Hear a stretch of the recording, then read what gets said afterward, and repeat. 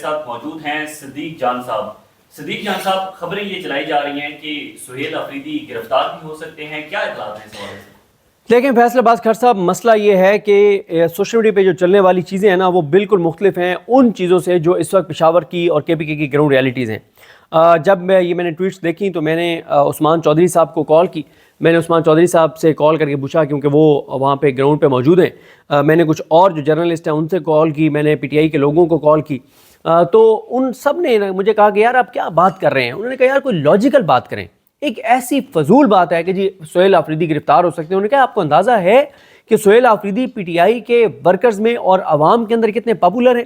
اور انہوں نے کہا آپ کو اندازہ ہے کہ سہیل آفریدی کو صرف پی ٹی آئی کی سپورٹ حاصل نہیں ہے، جو اس وقت کے پی کے وہ لوگ جنہوں نے سہیل آفریدی کو ووٹ نہیں دیا تھا ان کی بھی سپورٹ حاصل ہے سہیل آفریدی کو، کیونکہ وہ کہتے ہیں کہ اس وقت کے پی کے رہنے والوں کی، چاہے وہ پی ٹی آئی کے ووٹر ہیں چاہے وہ کسی اور جماعت کے ووٹر ہیں، لیکن اپنے صوبے کے مفاد کے جو ان کے مطالبات ہیں، اپنے صوبے کے اپنے لوگوں کے مفاد کے لیے، وہ کہتے ہیں کہ اس وقت ان چیزوں پہ اگر کوئی پہرا دے سکتا ہے تو وہ سہیل آفریدی ہیں۔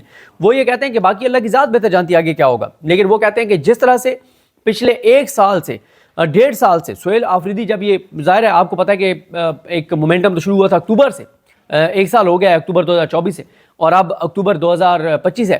وہ کہتے ہیں 1 سال سے جہاں جہاں موقع بنا، یعنی وہ اکتوبر والا مارچ ہو اسلام آباد کی طرف، وہ نومبر والا مارچ ہو اسلام آباد کی طرف، وہ پی ٹی ایم کا جرگہ ہو، وہ کوئی اور واقعات ہوں، اسمبلی کے اندر گفتگو ہو، وہ کہتے ہیں ہر موقع پہ جو سہیل آفریدی ہیں انہوں نے وہ بات کی جو پختونوں کی آواز تھی، انہوں نے وہ بات کی جو پشتونوں کی آواز تھی، وہ بات کی جو کے پی کے رہنے والوں کی آواز تھی، وہ بات تھی جو ہزارہ والوں کے رہنے والوں کی آواز تھی، وہ بات تھی جو وہاں کے لوگوں کے احساسات جذبات تھے۔ تو انہوں نے کہا ہے کہ سہیل آفریدی صاحب کو اریسٹ کرنا ممکن نہیں ہے۔ ویسے بھی اس وقت وہ مسلسل اپنے دوستوں کے اس میں حصار میں ہیں اور کارکنان کے حصار میں ہیں، اور کبھی اتنے کارکن اس طرح سے وزیر اعلیٰ ہاؤس نہیں آئے جتنے جب سہیل آفریدی وہاں پہ پہنچے ہیں میٹنگ کے لیے، تو وہ آئے ہیں۔ جہاں سہیل آفریدی جاتے ہیں ان کے ساتھ جو ہے وہ درجنوں گاڑیاں ہوتی ہیں، سینکڑوں لوگ ہوتے ہیں۔ تو میرا نہیں خیال کہ سہیل آفریدی صاحب کو جو ہے وہ اریسٹ کیا جا سکتا ہے، اور اگر ہم یہ کہیں کہ ایسا کر دیا جاتا ہے تو یہ تو پھر چیزوں کو بالکل ٹریگر کر کے، اور پھر تو مطلب چیزوں کو کسی اور ہی طرف اس کا مطابق لے جانے کا پلان ہے۔ کیونکہ دیکھیں سہیل آفریدی جو ہیں وہ عمران خان کے نامزد کردہ وزیر اعلیٰ ہیں، یعنی اس کا مطلب یہ ہے کہ اس وقت جتنے لوگوں نے عمران خان کو ووٹ دیا ہے، وہ سب لوگ اس وقت عمران خان کے فیصلے کے مطابق وہ سہیل آفریدی صاحب کے ساتھ کھڑے ہیں۔ دیکھیں سہیل آفریدی صاحب کا مسئلہ یہ ہے کہ سہیل آفریدی صاحب جو ہیں ان کے حوالے سے خوف اس لیے ہے کہ ان کے جو ایسٹس ہیں، آپ نے دیکھے ہوں گے کہ 6.25 لاکھ روپے کے ایسٹس ہیں ٹوٹل، یعنی ان کے کل اثاثے 6.25 لاکھ روپے کے ہیں۔ جس شخص کے پاس کھونے کے لیے کچھ نہ ہو، اس سے خطرناک کون ہو سکتا ہے؟ جس شخص کی زندگی شفاف ہو، جس کی کوئی آڈیو نہ ہو، جس کی کوئی ویڈیو نہ ہو، جس کی کوئی کرپشن فائل نہ ہو، جس کی کوئی خاندانی سیاست نہ ہو، جس کے بچوں کو اس نے سیاست میں نہ لانا ہو، جس کو یہ نہ ہو کہ میرے اتنے بھائی سیاست میں ہیں، ہم نے اتنی کرپشن اور لوٹ مار کی ہوئی ہے، ہم نے اربوں روپے کی کرپشن کی ہوئی ہے، ہم نے پلازے کھڑے کیے ہوئے ہیں، ہم نے جائیدادیں بنائی ہوئی ہیں، ہم نے بیرون ملک جائیدادیں بنائی ہوئی ہیں، یہ تو ختم ہو جائیں گی۔ تو اس کے یہ مسائل نہیں ہیں سہیل آفریدی کے۔ سہیل آفریدی ایک انتہائی درویش اور سادہ طبیعت کے جو ہے وہ نوجوان ہیں۔ اور پھر آپ دیکھیں نا کہ میں اب وہ میرے پاس موبائل نہیں ہے، اگر ہوتا تو میں عامر متین صاحب کے ٹویٹس پڑھتا جو انہوں نے سہیل آفریدی صاحب کے بارے میں کیے ہیں۔ اور دیکھیں سہیل آفریدی صاحب کے بارے میں فیصل عباس کھر صاحب، میں نے ان لوگوں سے بھی پوچھا ہے جو تحریک انصاف کے نہیں ہیں، وہ بھی کہتے ہیں کہ آپ کو اندازہ نہیں ہے، آپ پنجاب میں جو لوگ بیٹھے ہیں، جو آپ اسلام آباد میں بیٹھے ہیں، آپ کو اندازہ نہیں ہے کہ عمران خان نے کتنا خطرناک کارڈ کھیلا ہے اس نظام کے لیے، اور اسی لیے پریشانی ہے، اس لیے دھمکیاں دی جا رہی ہیں۔ اور میں یہ بھی آپ کو بتا دوں کہ خبر دے دیتا ہوں آپ کو کہ جو سہیل آفریدی صاحب ہیں ان سے ملنے کی کوشش کی جا رہی ہیں، اور کہ وہ ملاقات کے لیے کہیں بلا لیں یا وہ ملاقات کے لیے کہیں چلے جائیں۔ لیکن سہیل آفریدی صاحب نے کسی سے بھی ملاقات سے انکار کرتے ہوئے کہا ہے کہ میں پہلی ملاقات اپنے لیڈر عمران خان سے کروں گا، پھر ان کی اجازت سے کسی سے ملنا ہوگا تو ملوں گا، میں عمران خان کے اجازت کے بغیر کہیں بھی کسی سے بھی کوئی ملاقات نہیں کر سکتا۔ تو یہ جو ملنے کی بات کی جا رہی ہے، تو پھر اس میں سہیل آفریدی کے لیے کیا پیغام ہوگا؟ مثال کے طور پہ اگر کوئی لوگ ان کو ملنا بھی چاہتے ہیں تو کیا کہیں گے کہ آپ وزیر اعلیٰ نہ بنیں یا نہیں؟ میرا خیال ہے فیصل عباس کھر صاحب، معاملہ یہ ہے کہ جب یہ نظر آ رہا ہے کہ اپوزیشن بھی ریلیکٹنٹ ہے، یعنی اپوزیشن بھی حکومت میں نہیں آنا چاہتی.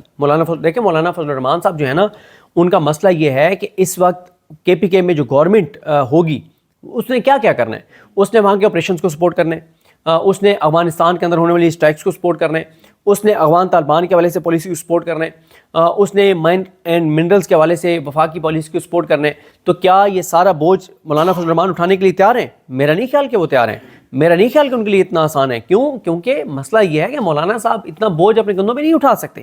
تو کیا مولانا صاحب حکومت بنا کے پی کے میں اور اپنے لیے اتنا گھیرا تنگ کر لیں گے کہ وہ کے پی کے میں رہ ہی نہیں سکیں گے، وہ اور ان کی فیملی رہ ہی نہیں سکے گی پی کے میں؟ مجھے نہیں لگتا. اور پھر مولانا صاحب کو تو چھوڑیں یار، عام پاکستانی کو بھی جس کا ایوریج آئی کیو لیول ہے اس کو بھی پتہ ہے کہ سسٹم زیادہ دیر چلتا ہوا نظر نہیں آ رہا. کیوں؟ دیکھیں کیوں نہیں چلتا ہوا نظر آ رہا. مسئلہ اکانومی آپ کی نہیں چل رہی. آپ جو مرضی آپ نے کر کے دیکھ لیا، آپ کی اکانومی نہیں چل رہی. آپ کی ایکسپورٹس کم ہو رہی ہیں، آپ کی امپورٹس بڑھ رہی ہیں. آئی ایم ایف کے ساتھ آپ کا اسٹاف لیول ایگریمنٹ نہیں ہوا.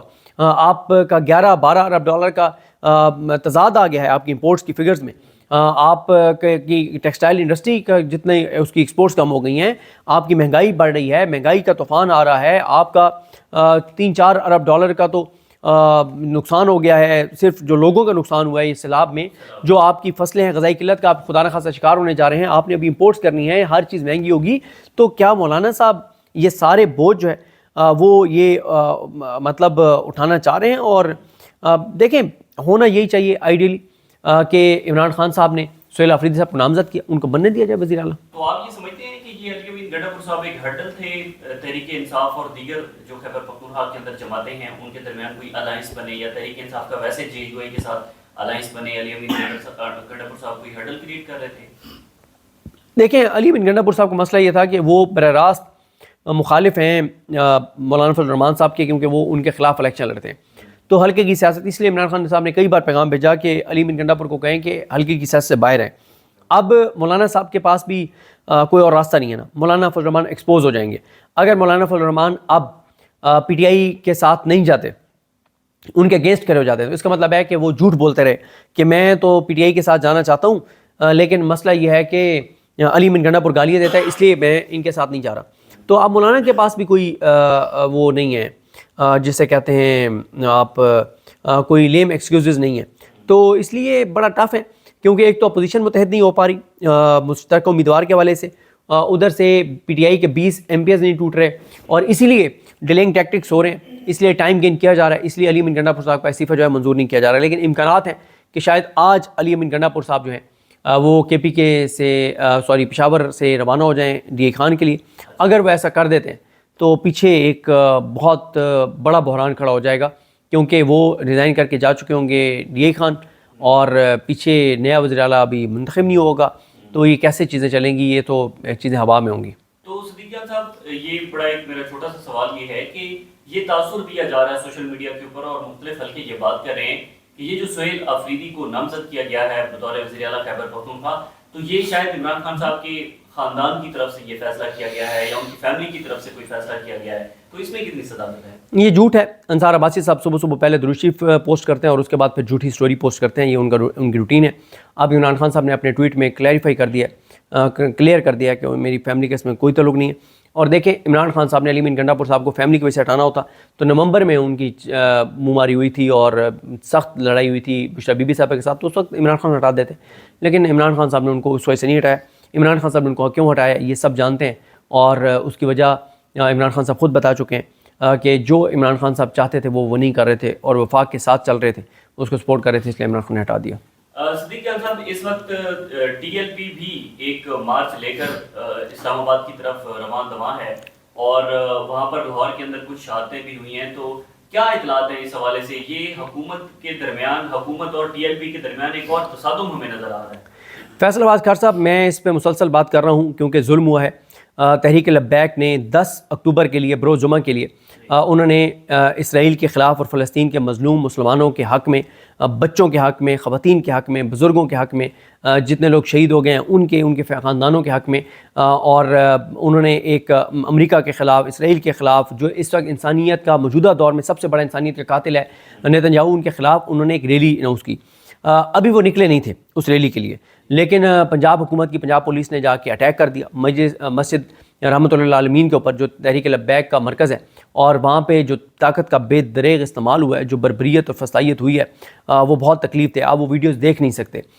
دیکھیں انہوں نے ابھی کوئی گملہ بھی نہیں توڑا تھا، انہوں نے قانون ہاتھ میں نہیں لیا تھا، وہ پرامن تھے۔ آپ نے جا کے یک طرفہ طور پہ ان کے اوپر حملہ کر دیا۔ مجھے ایک بات بتائیں فیصل عباس کھر صاحب، یہ بتائیں کہ اگر یہ حکومت مسلم لیگ نون اپنے اقتدار کی خاطر رات کے پچھلے پیر زرداری کے جا کے پاؤں پکڑ سکتے ہیں، یہ 4 وزیر، یہ اقتدار اپنے کو بچانے کے لیے اور عوامی غیظ و غضب سے بچنے کے لیے یہ آزاد کشمیر میں جوائنٹ ایکشن کمیٹی کے سامنے جا کے اور گھٹنے ٹیک دیتے ہیں 12 وزیر، تو یہاں پہ تحریک لبیک کے مرکز بھی چلے جاتے ہیں 8-10 لوگ۔ دیکھیں اگر حکومت چلی جاتی، ان کو کہتی کہ آپ کو ہم فیسیلیٹیٹ کرنے کے لیے تیار ہیں، آپ لیاقت باغ سے شروع ہوں اور آپ 0 پوائنٹ تک آ جائیں، پلیز آگے نہ آ جائیں، یہی ہماری مجبوری ہے۔ حکومت کا تو یہاں پر موقف ریئیکشن یہ سامنے آیا کہ طلال چودھری صاحب یہ کہہ رہے ہیں کہ وہاں پر لاہور کے اندر کوئی بڑی انتشار پسند تقریریں کی گئی ہیں۔ دیکھیں یہی مسئلہ نہیں، جھوٹ بولتے ہیں۔ دیکھیں یہ بڑی تکلیف دہ بات ہے کہ آپ نے بے گناہوں کے اوپر جو طاقت کا استعمال کیا، 2 لوگوں کا تحریک لبیک نے کنفرم کیا ہے، 4 کا دعویٰ کیا جا رہا ہے، زخمی کریٹیکل ہیں بہت زیادہ۔